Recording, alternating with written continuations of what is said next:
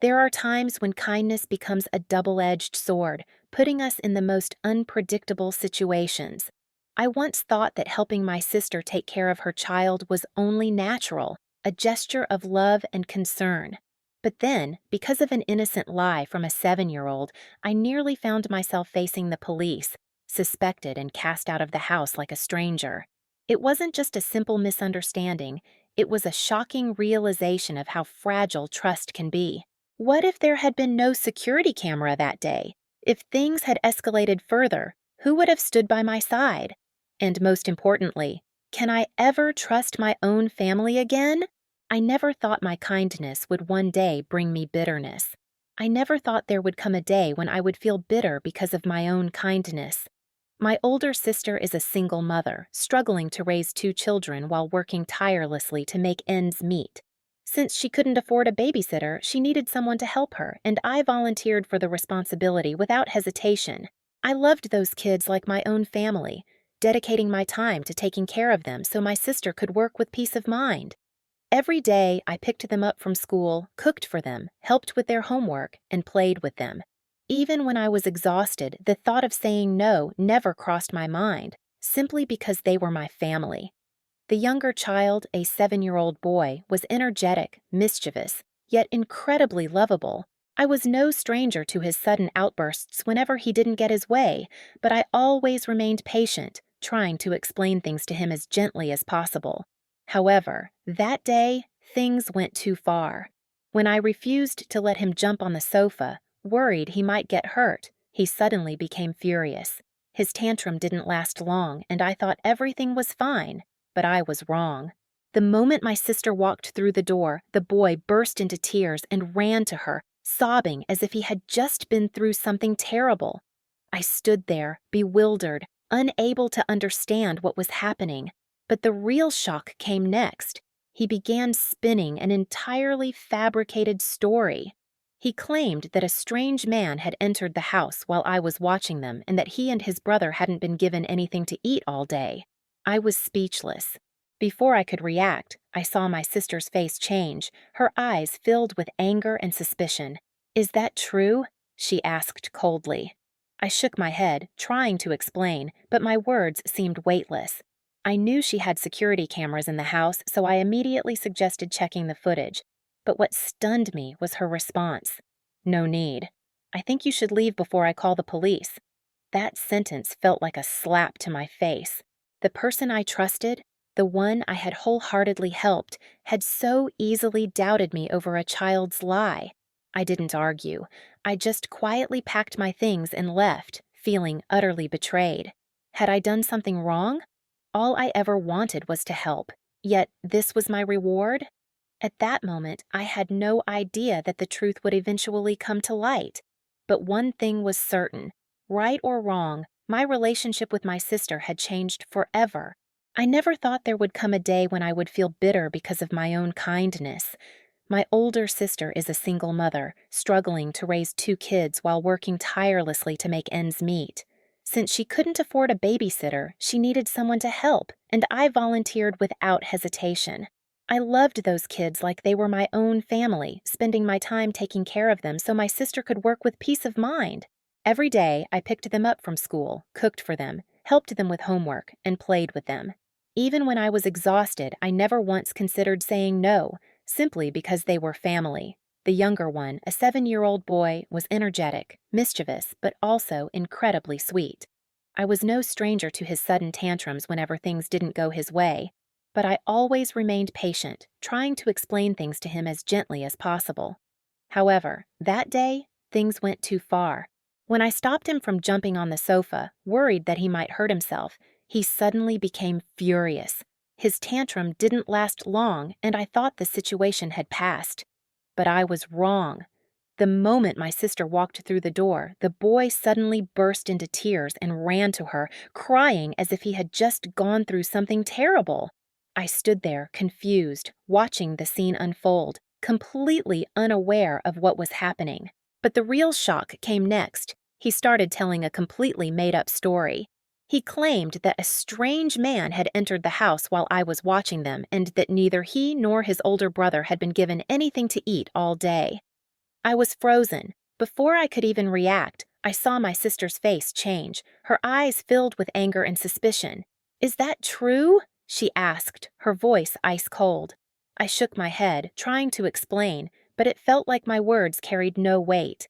I knew for a fact that her house had security cameras, so I immediately suggested checking the footage. But what shocked me the most was that she refused. "There's no need. I think you should leave before I call the police." Her words felt like a slap to my face. The person I trusted, the one I had helped with everything I had, doubted me so easily, just because of a child's lie. I didn't argue. I simply packed my things and left, my heart heavy with disappointment. What had I done wrong? I only wanted to help, yet this was the outcome? At that moment, I didn't know that the truth would eventually come to light. But one thing I was certain of, right or wrong, my relationship with my sister would never be the same again.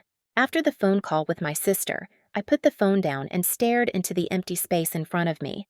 I still couldn't believe that everything that had just happened was real.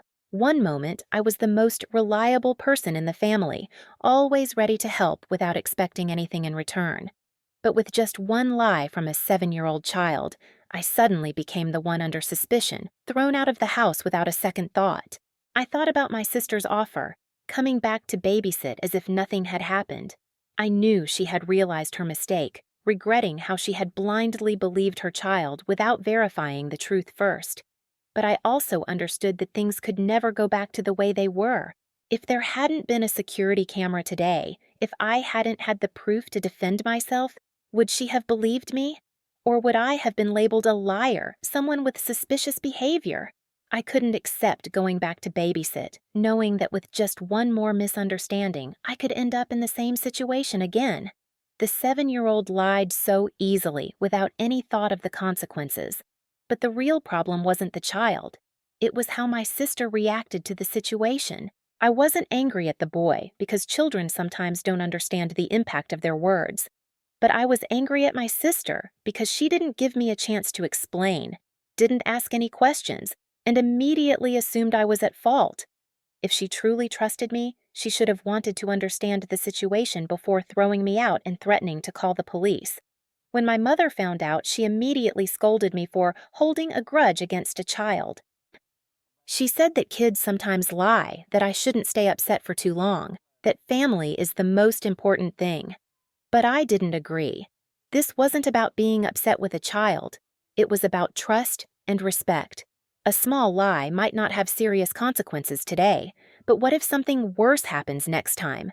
What if someone believes a false story and I actually get into legal trouble? My mother told me to forgive, that my sister had apologized and that it should be over. But does an apology erase the consequences? If I go back, will I ever feel at ease again, or will I always feel anxious? I thought about it a lot and realized that helping others isn't always the right thing to do. If my help puts me in danger, maybe it's time to stop.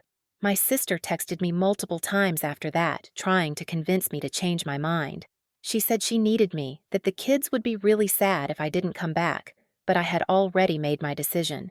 I couldn't put myself in a position where one harmless lie could once again push me out of my own family like a stranger. Maybe to my mother and sister, I was overreacting. But to me, this was a lesson in setting boundaries for myself. Kindness cannot be unlimited, especially when it can be taken advantage of or put me at risk. I no longer wanted to be the person who was always willing to sacrifice without being valued. In the end, I never went back. And perhaps that was the best decision I ever made. After rejecting my sister's request, I thought everything would end there, that I could walk away from their lives and continue mine, unaffected. But it turned out that the echoes of that misunderstanding weren't so easily erased. I realized that once trust is broken, no amount of effort can fully restore it. Even though my sister apologized, I still felt an invisible distance between us, a crack that time alone could not mend. Every time I thought back, I couldn't forget the moment she looked at me with suspicion, nor could I erase the feeling of being cast out of the house without a chance to defend myself. Her messages and calls gradually became fewer. At first, she tried to persuade me to come back, saying the kids missed me, that she needed my help. But when she saw I remained firm, she started growing colder. The gentle words disappeared, replaced by blame. "You're blowing this out of proportion. You're punishing me for a small mistake. Doesn't family mean anything to you?" I thought about it a lot. Was I being too rigid? Should I compromise, forgive, and let it all go? But then I reminded myself, what if there hadn't been a security camera that day? What if she had actually called the police? I was lucky to have proof of my innocence, but who could guarantee I would be that lucky next time? My mother didn't take my side either. She kept saying I was overreacting, that family should be forgiving, that children lying was normal. But I couldn't accept that perspective. Yes, kids lie. It's normal. But what's truly frightening is when adults believe those lies without question. Family gatherings became more awkward. Whenever my sister was present, the atmosphere was tense and quiet. The invitations to meals, the casual check-ins, all disappeared. I could feel it. Our relationship was no longer the same.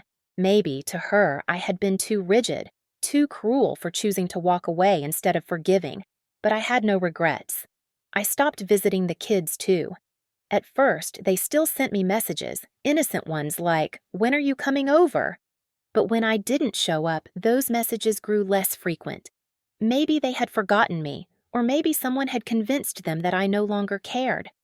Either way, I knew that things had changed forever. I had lost a part of my family, not because I wanted to, but because I could no longer put myself in a position where I could be hurt like that again.